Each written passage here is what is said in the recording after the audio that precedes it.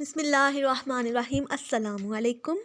हमने constitution law 2 start किया हुआ है। आज का हमारा टॉपिक इंडियन इंडिपेंडेंस एक्ट 1947 को है। इसको हम इन डिटेल डिस्कस करते हैं।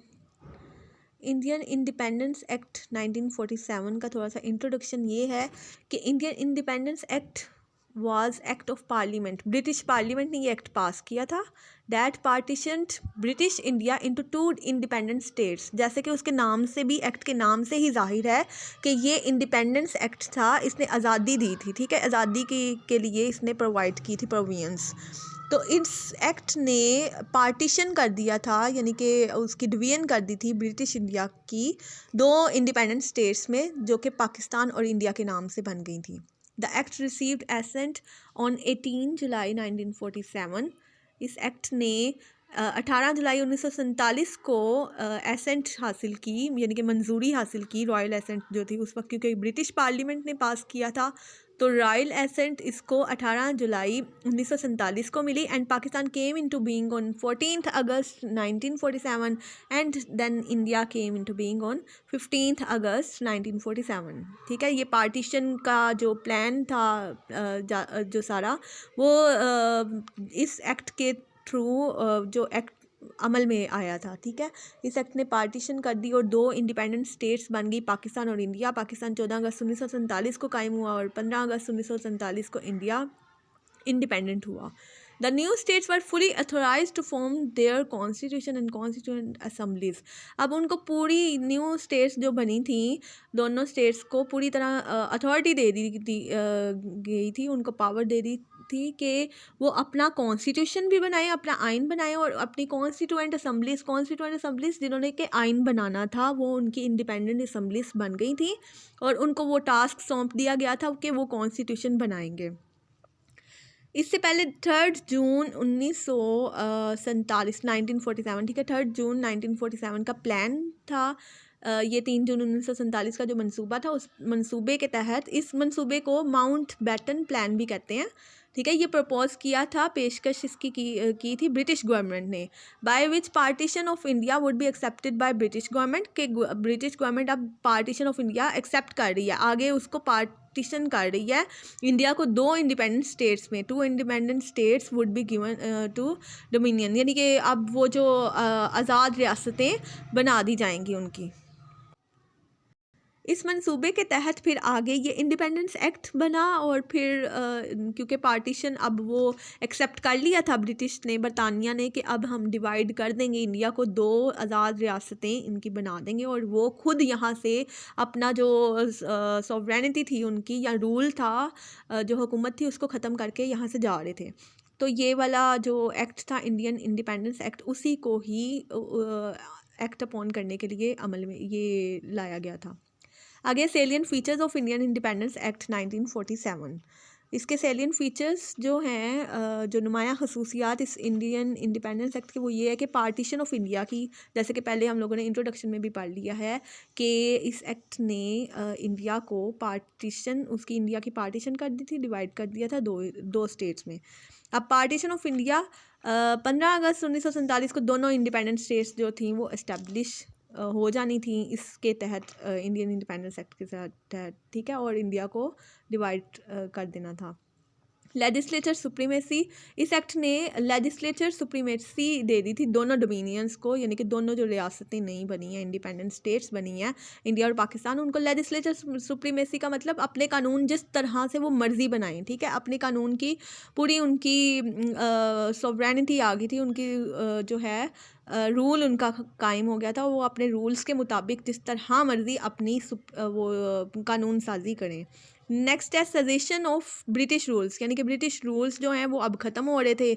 इस एक्ट ने अप्रूव कर दिया, मंजूरी दे दी कि ब्रिटिश रूल्स अब ख़त्म हो जाएंगे, वुड बी अबॉलिश। ठीक है, ख़त्म हो जाएंगे और बोथ डोमिनियंस ठीक है। ये एक्ट के तहत इसने मंजूरी दे दी थी कि जो बरतानिया के रूल्स हैं, असूल वगैरह, उनकी जो हुकूमतें हैं, उनके रूल्स जो हैं वो सब ख़त्म हो जाएंगे और दोनों डोमिनियंस जो हैं उनका अपना राइट, उनके पास राइट आ गया कि वो अपनी अपनी कंट्रीज़ अपने बनाए हुए जो इस्टेब्लिश्ड रूल्स हैं उनके मुताबिक जो है गवर्न करें, यानी कि उनको पे हुकूमत करें। आगे 2 कॉन्स्टिट्यूएंट असम्बलीज़ बना दी थी। इस एक्ट ने प्रोवाइड किया था कि 2 कॉन्स्टिट्यूएंट असम्बलीज़ बन जाएंगी दोनों डोमिनियंस के लिए, यानी कि दोनों रियासतों के लिए। All powers would be vested to constituent assemblies of each dominion, और सारी पावर्स जो थी उन हर एक डोमिनियन को, यानी कि 2 डोमिनियंस बनी, 2 स्टेट्स, डोमिनियन का मतलब states, independent states, sovereign states जो बनी हैं, इंडिया और पाकिस्तान, उनकी कॉन्स्टिट्यूएंट असम्बलीज़ को, यानी कि हर एक की 2 कॉन्स्टिट्यूएंट असम्बलीज़ बनी है। कॉन्स्टिट्यूएंट असम्बली का मतलब कि उन्होंने अपना कॉन्स्टिट्यूशन बनाना है। ठीक है, कॉन्स्टिट्यूएंट असम्बली का ये था एम। तो वो सारी पावर्स जो थी वो कॉन्स्टिट्यूएंट असम्बलीज़ को दे दी गई थी दोनों डोमिनियन की। Right to remain member of British commonwealth, इस एक्ट ने दोनों कंट्रीज़ को फुल राइट प्रोवाइड कर दिया था कि खुद ही डिसाइड करें कि उन्होंने ब्रिटिश कॉमनवेल्थ का पार्टनर रहना है, ज्वाइन करनी है ब्रिटिश कॉमनवेल्थ को या नहीं करनी। इंटरिम कॉन्स्टिट्यूशन है कि जब तक के अपना अपना कॉन्स्टिट्यूशन नहीं बना लेते, जैसे कि कॉन्स्टिट्यूएंट असम्बलीज़ बन गई हुई हैं, जब तक कि वो अपना अपना कॉन्स्टिट्यूशन नहीं बना लेते तब तक गवर्नमेंट ऑफ इंडिया एक्ट 1935, जो कि हम लोग पहले इन डिटेल पढ़ चुके हुए हैं कि क्या था ये, ठीक है, उसको नेसेसरी अमेंडमेंट्स के साथ, यानी कि अपनी तरामीम वगैरह करके वो अडॉप्ट कर लें इंटरिम कॉन्स्टिट्यूशन के। इंटरिम कहते हैं अबूरी कॉन्स्टिट्यूशन, एक आर्जी तौर पे जो जब तक कि वो परमानेंट चीज़ नहीं आपकी बन जाती, उनका अपना कॉन्स्टिट्यूशन नहीं बनता, तब तक कि गवर्नमेंट ऑफ इंडिया एक्ट 1935 को अडॉप्ट कर लेना है as an interim constitution. End of the right of king to veto, इस एक्ट के तहत जो किंग का था वो राइट था, पहले ना किंग के पास राइट था कि वो लॉज को वीटो कर सकता था। वीटो का मतलब वो एक अकेला उस लॉ को उड़ा सकता था, जो पार्लियामेंट ने पास किया उस लॉ को वो कह सकता था कि मैंने नहीं मंजूर करना, तो वो वीटो उसके पास पावर थी, वो अकेला पावरफुल था।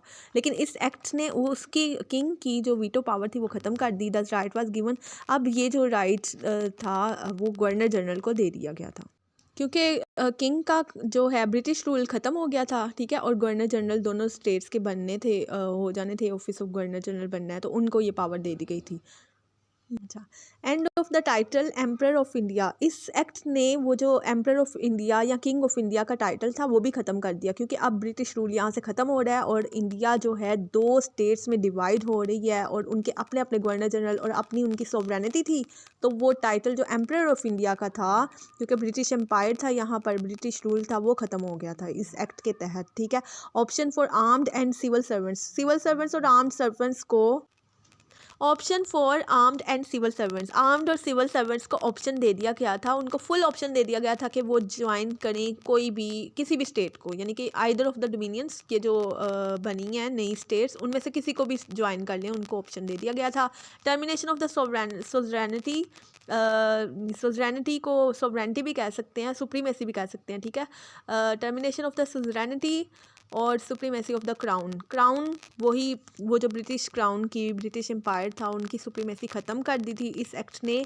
वो जो ब्रिटिश क्राउन की सुप्रीमेसी को ख़त्म कर दिया था ओवर द 2 इंडियन स्टेट्स, यानी कि इस एक्ट ने ये प्रोवाइड किया था कि जैसे ही इंडिपेंडेंस होती है, दोनों स्टेट्स इंडिपेंडेंट बन जाती हैं, इंडिया की पार्टीशन हो जाती है, तो ये सारे जो ब्रिटिश के क्राउन की सुप्रीमेसी थी, ब्रिटिश एम्परर का जो टाइटल था एम्परर ऑफ इंडिया का, और किंग का राइट टू वीटो था, और इसके अलावा जो ब्रिटिश रूल था वो सब कुछ ख़त्म हो जाएगा और ये इंडिपेंडेंट स्टेट्स बन जाएंगी। ठीक है, आगे टर्मिनेशन ऑफ सुवरेनिटी और सुप्रीमेसी ऑफ द क्राउन। ठीक है, इस एक्ट ने प्रोवाइड किया कि ये जैसे ही पार्टीशन होती है तो ये ख़त्म हो जाएगा सब क्राउन की सुप्रीमेसी।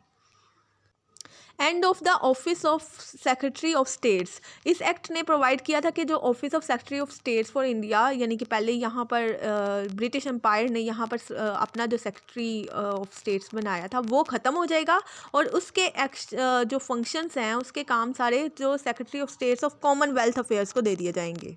ठीक है, नेक्स्ट है ऑफिस ऑफ गवर्नर जनरल। इस एक्ट ने प्रोवाइड किया कि there shall be a governor general for each dominion, ठीक है। हर डोमिनियन के लिए यानी कि हर न्यू इंडिपेंडेंट बनने वाली स्टेट के लिए एक गवर्नर जनरल होगा, who would be appointed by the majesty यानी कि रॉयल्टी, किंग जो है वो अपॉइंट करेगा, क्योंकि अभी पार्टीशन होनी है, उसके बाद ब्रिटिश रूल ख़त्म होना है। खैर उससे पहले ऑफिस ऑफ गवर्नर जनरल जो है वो ये दोनों स्टेट्स के लिए जो है वो अपॉइंट कर दिया जाएगा मैजेस्टी के ज़रिए से, ठीक है। एक्ट ने प्रोवाइड किया था कि अब गवर्नर जनरल होंगे दोनों स्टेट्स के। आगे राइट ऑफ डोमिनियन और सॉवरन स्टेट। डोमिनियन स्टेट का मतलब वही मैंने आपको पहले भी बता दिया कि डोमिनियन का मतलब है सॉवरन स्टेट्स। जो the act provided the right to the rulers of the dominion state to join either of the dominion keeping in view the majority of their population। इस एक्ट ने ये प्रोवाइड किया कि जो रूलर्स हैं उनके हुक्मरान हैं हर एक इंडिपेंडेंट स्टेट के, डोमिनियन स्टेट्स जो छोटी छोटी स्टेट्स थी इंडिया में, उनके रूलर्स को ये ऑप्शन दे दिया, उनके पास राइट आ गया कि कोई भी जो है वो इंडिपेंडेंट स्टेट न्यू स्टेट को यानी कि इंडिया और पाकिस्तान में से किसी भी स्टेट को ज्वाइन कर लें, लेकिन वो अपनी मेजॉरिटी ऑफ पॉपुलेशन को मद्देनज़र रखते हुए ये डिसीजन लें, ठीक है। अगर मेजॉरिटी ऑफ पॉपुलेशन मुस्लिम्स हैं तो वो पाकिस्तान के साथ इल्हाक कर लें और अदरवाइज़ जो है वो इंडिया के साथ इल्हाक कर लें, या फिर उनको ये फुल राइट दे दिया गया था कि वो डिसाइड करें कि किस डोमिनियन को ज्वाइन करना है, और बस कीपिंग इन व्यू इस चीज़ को जो है वो मलहूज़ खातिर रखें कि उनकी जो आबादी है ज़्यादा कौन सी है, अक्सरियत जो है लोगों की कौन सी है। Right to amend the government of India act 1935। Government of India act 1935 का जैसे हमने पढ़ लिया है ऊपर कि गवर्नमेंट ऑफ इंडिया एक्ट को इंटरम कॉन्स्टिट्यूशन के तौर पे जो है वो अडॉप्ट कर लिया था, ठीक है, would be adopted as interim constitution.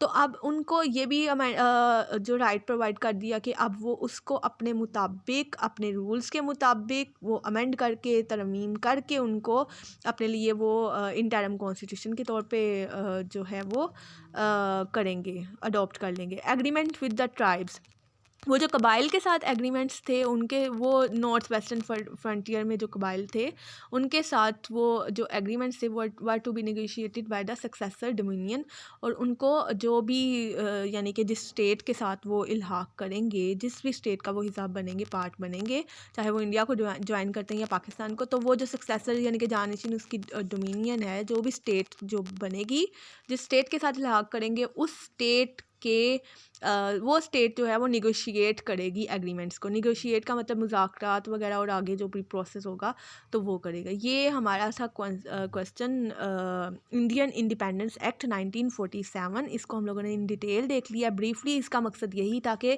Partition of India कर दी जाएगी और 15 अगस्त को जो दोनों स्टेट्स जो हैं वो इस्टेब्लिश हो जाएंगी और उनके office of secretary of states बन जाएंगे। सेक्रेटरी नहीं, सॉरी, वो जो गवर्नर जनरल का अब जो है वो ऑफिस बन जाएगा, और हर एक इसने राइट्स जो हैं वो सारे डोमिनियन स्टेट्स को दे दिए हैं, और ब्रिटिश रूल ख़त्म कर दिया है और सबको उसको सॉवरन स्टेट्स कायम कर दिए हैं, ठीक है। Thank you so much.